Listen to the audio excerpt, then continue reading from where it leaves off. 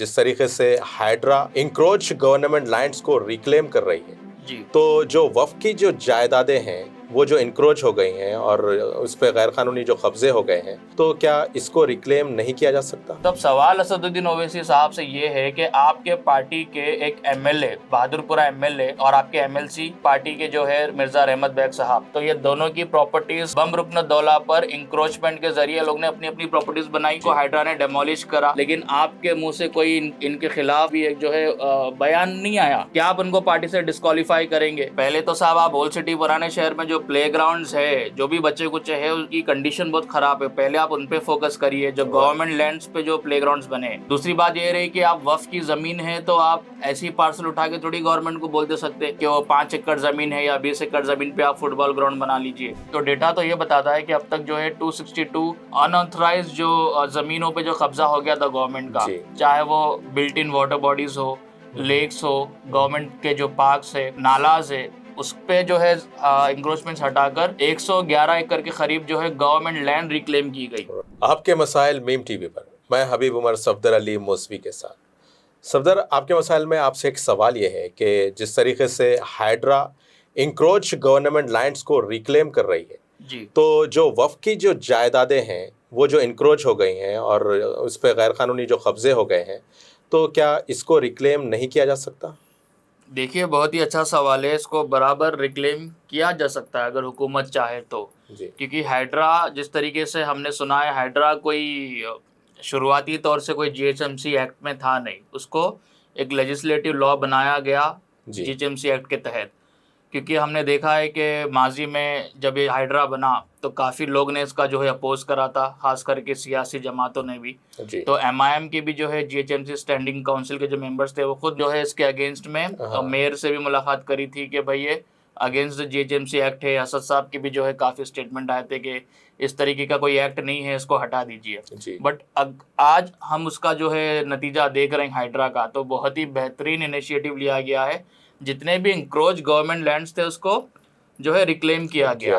तो डेटा तो ये बताता है कि अब तक जो है 262 अनऑथराइज्ड जो ज़मीनों पे जो कब्जा हो गया था गवर्नमेंट का, चाहे वो बिल्ट इन वाटर बॉडीज़ हो, लेक्स हो, गवर्नमेंट के जो पार्क्स है, नालाज है, उस पे जो है इंक्रोचमेंट्स हटाकर 111 एकड़ के करीब जो है गवर्नमेंट लैंड रिक्लेम की गई। तो क्यों ना वक्फ प्रॉपर्टीज़ की जो हज़ारों एकड़ की जो ज़मीन है उसको ऐसा कोई एक कानून बनाकर क्यों ना उतनी पावर्स वक्फ बोर्ड को दिया जाए। जिस तरीके से हाइड्रा पे जो है एक आईपीएस ऑफिसर को अपॉइंट करके किया जा रहा है, तो इसको भी एक हायर ऑफिशियल को अपॉइंट करके वक्फ बोर्ड की प्रॉपर्टीज रिक्लेम की जाती है, की जा सकती है उस पर भी।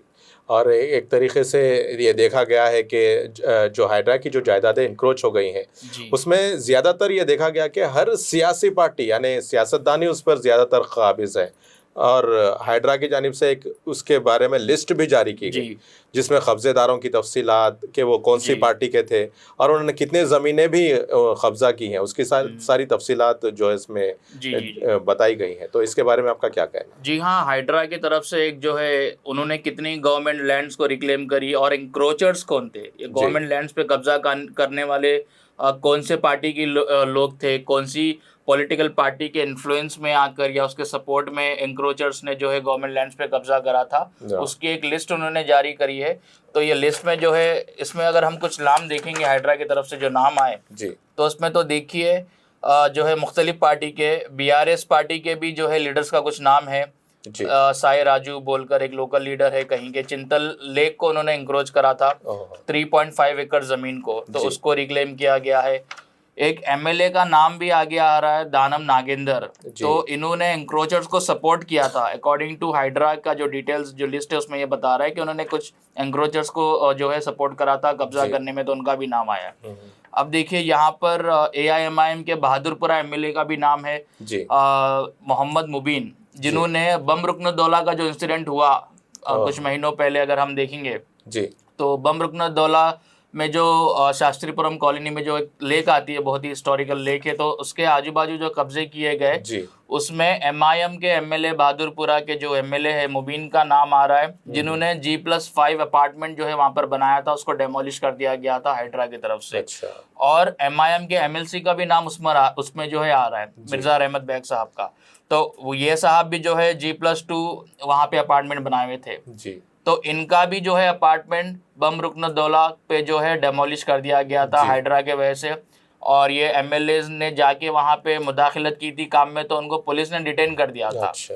तो ये देखिए इंक्रोचर्स के नाम हैं जी। तो इसी तरीके से बीजेपी के भी जो है लोकल एमएलए पार्टी के थ्रू जो है सपोर्ट करके इन्फ्लुएंस डाल के इंक्रोचमेंट की गई है जी। बम रुकनुद्दौला में देखिए 12 एकड़ जमीन इंक्रोच की गई थी, जिसमें जो है टोटल 40 कंपाउंड वॉल्स थे जी।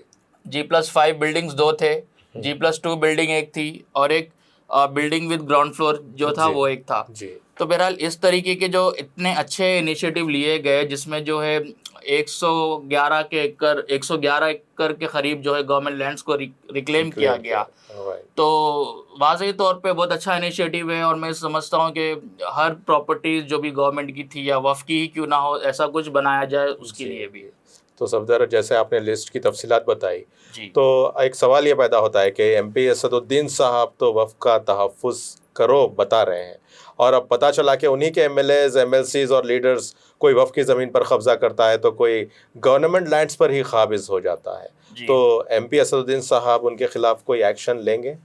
देखिए ये सवाल तो बराबर उनसे भी करना चाहिए, क्योंकि हमें याद है कि 2-3 साल पुरानी बात है जी। जो कॉरपोरेटर्स GHMC के काम में, जो ऐसे कुछ कॉरपोरेटर्स थे जो टाउन प्लानिंग में जो मुदाखलत कर रहे थे जी। टाउन प्लानिंग डिपार्टमेंट में, यानी कि बिल्डिंग बनाना है तो उसमें जो है परमिशन के लिए उसमें जो है उनका इंटरफेरेंस हो रहा था, तो असदुद्दीन ओवैसी ने बोला था कि चाहे वो कोई भी कॉरपोरेटर हो, कोई भी कारकुन हो, अगर उसकी शिकायत आएगी तो उस पर जो है सख्त एक्शन लिया जाएगा, मैं उसको वो करूँगा।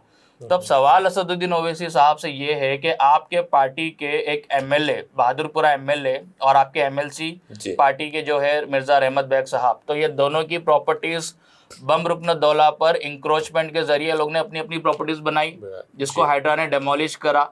लेकिन आपके मुंह से कोई इनके खिलाफ या इनके रिलेटेड कोई भी एक जो है बयान नहीं आया। क्या आप उनको पार्टी से डिस्क्वालीफाई करेंगे?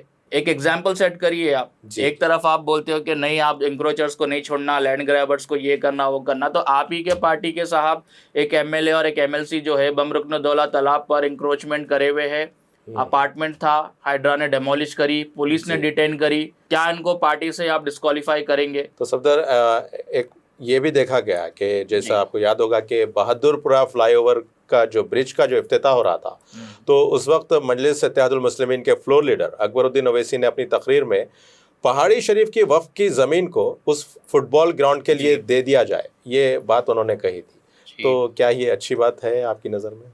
देखिए, अकबरुद्दीन ओवैसी साहब स्पोर्ट्स के बारे में सोच रहे हैं, ग्राउंड्स के बारे में सोच रहे हैं, बहुत अच्छी बात है जी। पहले तो साहब आप ओल्ड सिटी पुराने शहर में जो प्लेग्राउंड्स है, जो भी बच्चे कुछ है, उनकी कंडीशन बहुत ख़राब है, पहले आप उन पे फोकस करिए, जो गवर्नमेंट लैंड्स पे जो प्लेग्राउंड्स बने। दूसरी बात ये रही कि आप वफ़ की ज़मीन है तो आप ऐसी पार्सल उठा के थोड़ी गवर्नमेंट को बोल दे सकते कि वो 5 एकड़ ज़मीन है या 20 एकड़ ज़मीन पे आप फुटबॉल ग्राउंड बना लीजिए। जी।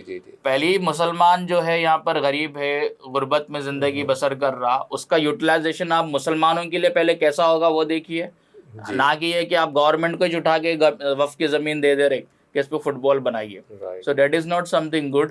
पहले तो आप ओल्ड सिटी पुराने शहर के जो प्ले ग्राउंड्स है, जो पार्क्स नहीं हैं, तो उसको जो है डेवलप करने की ज़रूरत है। और रही बात वफ़ की ज़मीनों को आप गवर्नमेंट को जो है टेक अवे अगर एकदम पीस ऑफ केक के ऐसा ऑफ़र कर दे रहे कि साहब आप ये ले लीजिए, फुटबॉल ग्राउंड बना देंगे इस पर, बोले तो डेट इज़ नॉट गुड। आप पहले मुसलमानों से मशवरा तो कीजिए, वफ़ की प्रॉपर्टीज़ है वो, वफ़ की प्रॉपर्टीज़ है, या आपकी कोई ज़ाती मिल्कियत तो नहीं है कि आप हुकूमत को उठा के दे देंगे। हालांकि वैसे मुसलमान जिनके पास मकान नहीं है रहने के लिए, जो किराए का ऑटो चला रहे हैं, किराए के घर में रह रहे हैं, इलाज अच्छा नहीं करा सकते, इतनी गरीबी होने के बावजूद 20 एकड़ ज़मीन, 5 एकड़ ज़मीन आप जो है गवर्नमेंट को दे दे रहे हैं, कहीं को बोले तो फुटबॉल ग्राउंड बनाओ। So that is not good. पहले आप लोगों से, मिल्लत में, आवाम के बीच में आके कंसल्टेशन करिए इस बात का, फिर देखिए। तो नाज़रीन, ये थे आपके मसाइल और इसमें बात की गई, कुछ सवाल किए गए, और असदुद्दीन ओवैसी साहब से उम्मीद है कि जिस तरीके से हाइड्रा रिक्लेम कर रही है उनके इंक्रोच लैंड्स को, तो उसी तरीके से मजलिस इत्तेहादुल मुस्लिमीन के एमएलएज और एमएलसीज के भी जो है ना कुछ नाम आए हैं, तो उनके ख़िलाफ़ क्या एक्शन लिया जा सकता है। और जहाँ पर अकबरुद्दीन ओवैसी जो है वफ़ की जायदाद को, वफ़ की ज़मीन को फ़ुटबॉल के लिए दे देने का जो बात करते हैं अपनी तकरीर में, तो इस बारे में आपका क्या कहना है, आप जो है कमेंट करके बताइए। इसी के साथ नाज़रीन, आपके मसाइल का सिलसिला यहीं ख़त्म होता है। ताज़ा खबरों और स्पेशल रिपोर्ट्स के लिए देखते रहें मीम टीवी।